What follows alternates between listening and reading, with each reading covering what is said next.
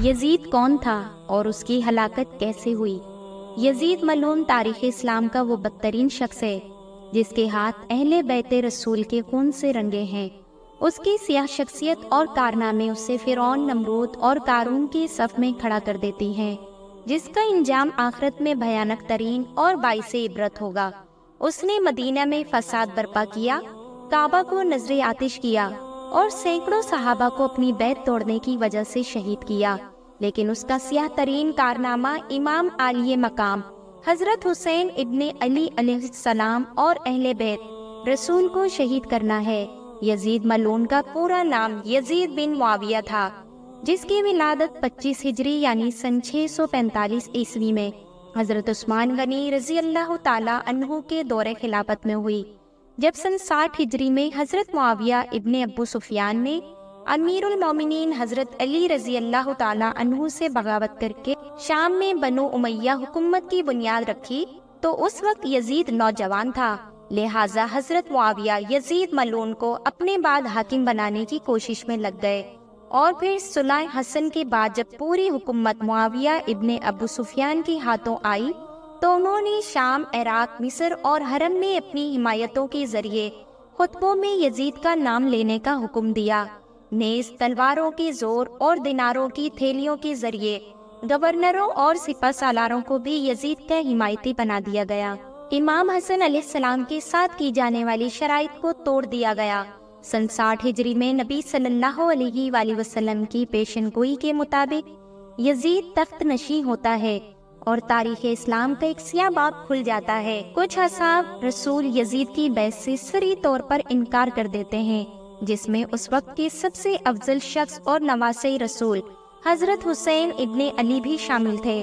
اس بات کا بہت زیادہ اندیشہ تھا کہ کہیں اسلامی حکومت کے اندر بغاوت یا پھوٹ نہ پڑ جائے اور لوگ حضرت حسین ابن علی کو اپنا رہنما بنا کر خروج نہ کر دیں۔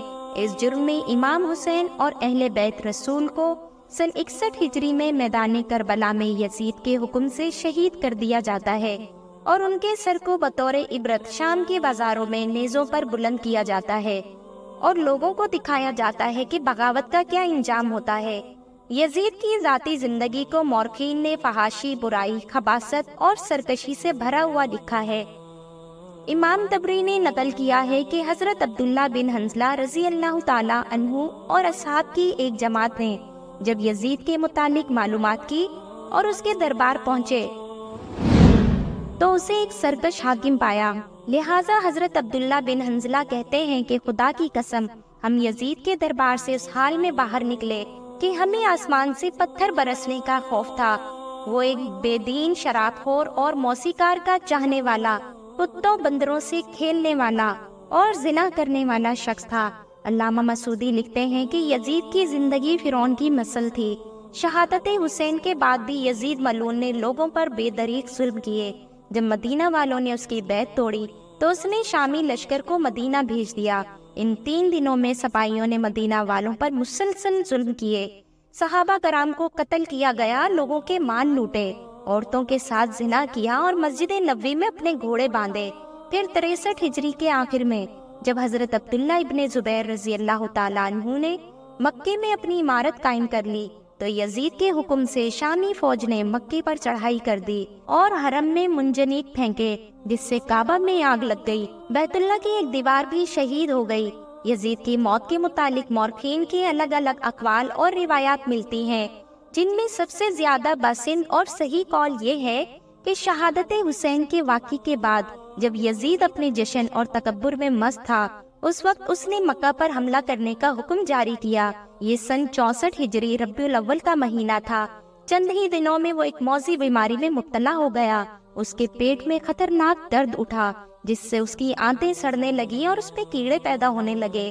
دمشق کے بڑے بڑے طبیب کو بلایا گیا، لیکن وہ اس بیماری سے یزید کو شفا یاب کرنے میں ناکام ہو جاتے تھے، کیونکہ یہ اللہ کی طرف سے قہر تھا جو اسے قبر تک لے جانے والا تھا۔ آنتوں کے سڑنے کے بعد وہ بستر پر مچھلی کی طرح تڑپنے لگا اور اپنے بستر پر پاؤں مارتا تھا۔ وہ رات بھر درد کے مارے چیختا اور اپنی تکلیف کی شدت سے جب چیخے مارتا تو خنزیر کی طرح آواز نکلتی۔ اگر پانی پیتا تو حلق میں جا کر چھری چلنے جیسی تکلیف محسوس کرتا اور نہ پیتا تو سینے میں آگ لگ جانے والی جلن محسوس کرتا۔ تاریخ کی کتابوں کے مطابق 15 ربیع الاول کے دن اسی حالت میں تڑپتے ہوئے وہ واصل جہنم ہوا۔ جب اس کے درباری اس کے قریب گئے تو یزید کی لاش سے بھیانک بدبو آنے لگی۔ اس سے لوگ دور بھاگنے لگے۔ ایک روایت کے مطابق اسے مقام حرین میں دفن کیا گیا۔